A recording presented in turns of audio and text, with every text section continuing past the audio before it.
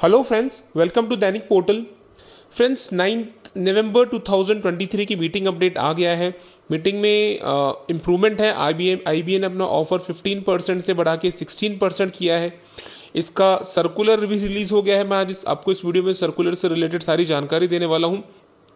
साथ ही एक इंपॉर्टेंट बात आपको बताने वाला हूं कि आईबीए ने अपना ऑफर तो इंप्रूव भले ही किया है, बट ये जो 2.5% लोड फैक्टर है और इससे बैंकर्स को कितना नुकसान ऑलरेडी 2 बाइपार्टाइट सेटलमेंट में हो चुका है, इस बार भी उसी डायरेक्शन में काम हो रहा है। उसका कैसे नुकसान होगा कि इसकी वजह से बेसिक प्लस डीए जो अपना बेसिक कंपोनेंट्स है, ओरिजिनल जो पे कंपोनेंट्स हैं, उसमें खास इंक्रीज देखने को नहीं मिलता है और इसकी वजह से हर चीज में नुकसान होता है। फ्रेंड्स, सबसे पहले मैं आपको बताता हूं सर्कुलर के बारे में। सर्कुलर आज रिलीज किया गया है। सर्कुलर की विस्तृत जानकारी, डिटेल्ड इंफॉर्मेशन मैं आपको वीडियो में देने वाला हूं। साथ ही एक मिनट्स भी, एक एमओयू भी साइन हुए हैं। पेंशन ऑप्शन दिया जा रहा है जिन्होंने पहले बैंक से रिजाइन कर दिया, वीआरएस ले लिया था, यानी जो पहले बैंक एम्प्लॉय पेंशन रेगुलेशन के अंडर में थे। ये नए लोगों के लिए नहीं है फ्रेंड्स, ये सिर्फ पुराने लोगों के लिए है जो पहले जिन्होंने सीपीएफ यानी प्रोविडेंट फंड स्कीम चूज कर रखी थी और पेंशन स्कीम चूज नहीं की थी और उन्होंने किसी वजह से फिर बैंक रिजाइन कर दिया था, वीआरएस ले लिया था बहुत समय पहले। उनको भी एक दोबारा मौका दिया जा रहा है पेंशन स्कीम चूज करने का। ये न्यू एम्प्लॉइज जो एनपीएस में कवर्ड है उनके लिए नहीं एप्लीकेबल है। इससे रिलेटेड मैंने वीडियो में कवर भी नहीं किया है, वो अलग से एक वीडियो में इसके ऊपर बना दूंगा। अभी बात करते हैं सिर्फ मीटिंग की। एक और डिस्कशन हुआ है मेन नेगोशिएटिंग कमेटी का। पिछला 27 अक्टूबर को पहली जो 15% का ऑफर दिया गया था वो 27 अक्टूबर को दिया गया था और आज 9 नवंबर को यानी कल 9 नवंबर को जो मीटिंग हुई उसमें आईबीए ने उस ऑफर को बढ़ा के 15% से 16% कर दिया है। फ्रेंड्स, ऑफर स्टार्टिंग बहुत अच्छी है। 16% भी एक तरह से पिछले 2 सेटलमेंट से रिलेटेड मान सकते हैं कि अच्छा है, बट बहुत कम है अभी भी। और क्यों कम है वही मैं आपको आज वीडियो में बताने वाला हूं। इसके अलावा इसके अकॉर्डिंग कि 2.5% लोड फैक्टर मर्जर के बाद में बेसिक पे क्या होने वाली है, इनिशियल बेसिक पे, उसकी भी मैं जानकारी आपको वीडियो में देने वाला हूं। तो सबसे पहले आईबीए ने 15 से 16% बढ़ाया। डीए मर्जर वही 8088 पॉइंट्स पे रखा गया है और उसके बाद 2.5% का लोड फैक्टर, इसके हिसाब से रिवाइज पे स्केल्स आईबीए ने ऑफर करी। वो यूएफबीयू ने एग्री नहीं करी। बहुत अच्छी बात है एग्री नहीं करी, क्योंकि एग्री करना भी नहीं चाहिए। इतना कम 2.5% लोड फैक्टर से कुछ नहीं होने वाला है। अब इसके बारे में दोबारा बातचीत होगी, आगे नेक्स्ट मीटिंग में दोबारा ये मुद्दा डिस्कस किया जाएगा। तो अभी 16% ऑफर है, मर्जर डीए का 8088 पॉइंट्स है, 2.5% लोड फैक्टर ऑफर किया गया है। आगे मीटिंग बढ़ी, आगे 5 डे वीक बैंकिंग के ऊपर बात हुई और उसके ऊपर भी वही है कि कंसर्न अथॉरिटीज यानी government of India, finance ministry जो है और आरबीआई है, उससे फॉलो ऑफ जारी है और बहुत ही जल्द इसके ऊपर अर्ली इंप्लीमेंटेशन हो जाए, ऐसा यूएफबी चाहती है। और आईबीए ने कहा कि वो इसके ऊपर अश्योर किया कि वो इसके ऊपर बहुत ही जल्द फॉलो अप करके इसको एक कंक्लूजन पे अराइव करेगी। रिगार्डिंग पेंशन अपडेशन, एक इंपॉर्टेंट अपडेट है जो पिछले अभी तक की मीटिंग्स के अंदर ये सुनने में आ रहा था कि आईबीए का अभी जो इंक्लिनेशन है वो सारे बाइपार्टाइट्स में पेंशन अपडेशन करने का नहीं है। इस बार एक इंपॉर्टेंट अपडेट है कि आईबीए ये चाह रही है, अभी वो कुछ इस तरह का सॉल्यूशन ढूंढ रही है कि सभी जनवरी 1986 से पूरा अक्टूबर 2022 यानी 11th बीपीएस तक जो भी लोग रिटायर हुए हैं उन सबका पेंशन अपडेशन हो जाए।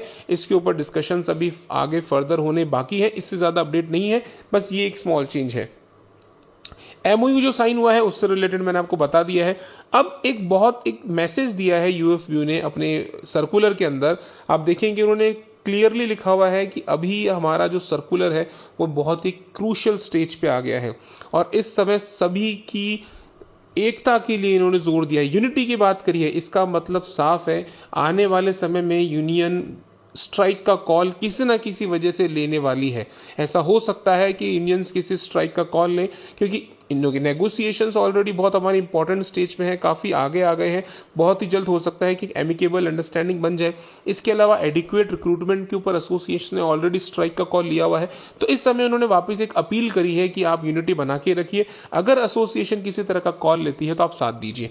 अब बात करते हैं बेसिक ये पे स्केल्स की जो आईबीए ने अभी जो ऑफर दिया है और कैसे इसमें बैंकर्स को नुकसान है।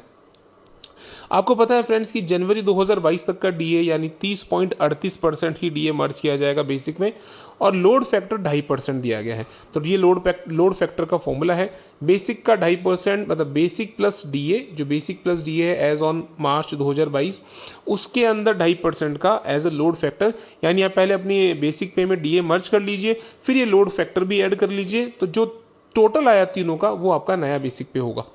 उसके बाद अभी जो एग्जिस्टिंग पर स्लैब डीए है वो 0.07% है, और आफ्टर डीए मर्जर मेरे अकॉर्डिंग ये 0.06% पर स्लैब, वैसे 0.056% पर स्लैब होता है, बट अभी तक हमेशा उसको राउंड ऑफ करके हायर नेक्स्ट डिजिट पे लिया जाता है। तो नेक्स्ट जो पर स्लैब डीए मर्जर होगा वो 0.06% है। अगर यूएफबीयू डीए मर्जर ज्यादा पॉइंट्स पे करती फ्रेंड्स, सपोज अगर वो जनवरी 2022 नहीं पूरा अक्टूबर 2022 करती, तो ये जो डीए पर स्लैब है ये 0.5%, 0.05 पर स्लैब हो सकता था। तो अभी आज की कैलकुलेशन के हिसाब से ये 0.06% हो सकता है। अब बात करते हैं पे स्केल्स की, कि इस फॉर्मूले के अकॉर्डिंग कि नई बेसिक पे क्लरिकल की क्या बनेगी। सबसे पहले डीए मैंने अभी 17,900 लिया है, मुझे पता है ग्रेजुएशन इंक्रीमेंट्स मिलते हैं, बट मैं भी बेसिक इनिशियल स्टेज की बात करता हूं कि क्लरिकल में अभी जो बेसिक पे है उसमें डीए मर्ज करो, 2.5% का लोड फैक्टर दो, तो उसके अकॉर्डिंग नई बेसिक पे है 23,935। ये 17,900 का कॉरस्पॉन्डिंग अमाउंट है 23,935। सेम ऐसे ऑफिस असिस्टेंट है, जो ऑफिस असिस्टेंट अभी फिलहाल 14,500 से स्टार्टिंग बेसिक पे है, वो इस डीए मर्जर और 2.5% लोड फैक्टर के बाद में 19,390 बनता दिख रहा है। उसके बाद में ऑफिसर स्केल 1 है जो 36,000 है, उसकी स्टार्टिंग बेसिक पे 48,135, ये वही डीए मर्जर और लोड फैक्टर के बाद है फ्रेंड्स। और स्केल 2 ऑफिसर का भी मैंने इंक्लूड किया है, जो 48,170 है वो बढ़कर 64,405 हो रहा है इस फॉर्मूले के हिसाब से। अब सबसे बड़ी बात करते हैं कि इसमें कैसे नुकसान है। देखिए फ्रेंड्स, आप जानेंगे तो सेंट्रल गवर्नमेंट एम्प्लॉयज अगर आप देखेंगे तो उनका पूरा डीए पहले बेसिक में मर्ज होता है, उसके बाद उनके बेसिक के अंदर अच्छा लोड फैक्टर दिया जाता है, उनका बेसिक बहुत ज्यादा परसेंटेज से बढ़ाया जाता है। ऐसा ही एलआईसी के बाइपेटेड सेटलमेंट्स में होता है। इससे क्या होता है, क्योंकि आपके सारे पे स्लिप कंपोनेंट्स आपकी बेसिक पे से लिंक्ड है, आपका एनपीएस कंट्रीब्यूशन हो गया वो आपका बेसिक पे से लिंक्ड है, आपका एचआरए बेसिक पे से लिंक्ड है। तो अगर आपकी बेसिक पे ही कम रहेगी तो आपके सारे कंपोनेंट्स उसके अकॉर्डिंग धीरे धीरे कम हो जाएंगे। आपका लर्निंग अलाउंस, आपका डीए, आपका ट्रांसपोर्ट अलाउंस, एवरीथिंग वो सब उसके अकॉर्डिंग कम हो जाते हैं। इस वजह से ओवरऑल ग्रॉस पे उतना इंक्रीज देखने को नहीं मिल पा रहा है पिछले 2 बाइपार्टाइट सेटलमेंट से। तो ये एक छोटी सी कैलकुलेशन है कि अभी आज की तारीख में सिर्फ बेसिक पे और अगर डीए की बात करें, अगर आज की तारीख में ये बेसिक पे है और 48.51% डीए है, तो इन दोनों का टोटल लगभग इतना होता है ऑफिस अटेंडेंट का 21,534।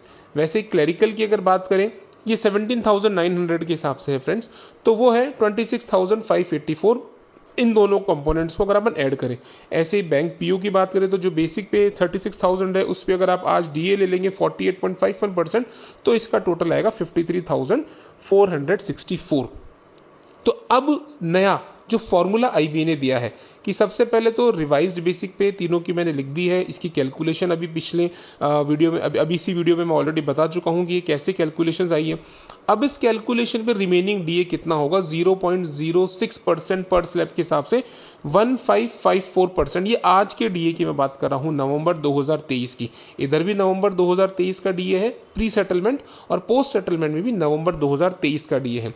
तो 15.15% के हिसाब से आप देखेंगे तो ये इनका नया बेसिक पे प्लस डीए का टोटल आता है। जो पहले 21,534 था वो बढ़ के 22,404 हुआ है।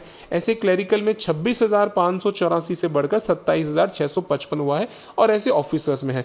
तो फ्रेंड्स, आप इसका परसेंटेज इंक्रीज देखेंगे तो सिर्फ 4% है। ग्रॉस में आपको 18-20%, 20% आराम से इंक्रीज देखने को मिल जाएगा, लेकिन वो आपका अलग अलग कंपोनेंट्स में चला जाएगा। आपका स्पेशल अलाउंस बढ़ जाएगा, आपके दूसरे पे बढ़ जाएंगे, आपका ट्रांसपोर्ट अलाउंस, एचआरए आपका थोड़ा परसेंटेज में बढ़ जाएगा। तो ग्रॉस में तो इंक्रीज देखने को मिलेगा ओवरऑल 18-20%, 20% अपन मान लेते हैं, बट बेसिक पे और डीए का जो टोटल है उसमें सिर्फ 4% इंक्रीज देखने को मिल रहा है। मतलब हमारे बाइपार्टाइट का काफी कंपोनेंट, अधिकतर कंपोनेंट दूसरे कंपोनेंट्स में डिवाइड हो रहा है, बेसिक बेसिक पे नहीं हो रहा है। अगर ये बेसिक पे 2.5% लोड फैक्टर की जाए, 15 से 20%, 2.5% से ज्यादा 20% अगर लोड फैक्टर रहे, तो ओवरऑल बैंकर्स की सैलरी में लगभग 30%, 35% का इंक्रीज देखने को मिल सकता है, जो कि नॉर्मली गवर्नमेंट ऑफ इंडिया के जो पे कमीशंस में या फिर LIC के वेज सेटलमेंट्स के अंदर अपन देखते हैं। तो 2.5% लोड फैक्टर बिल्कुल भी एक्सेप्टेबल नहीं है।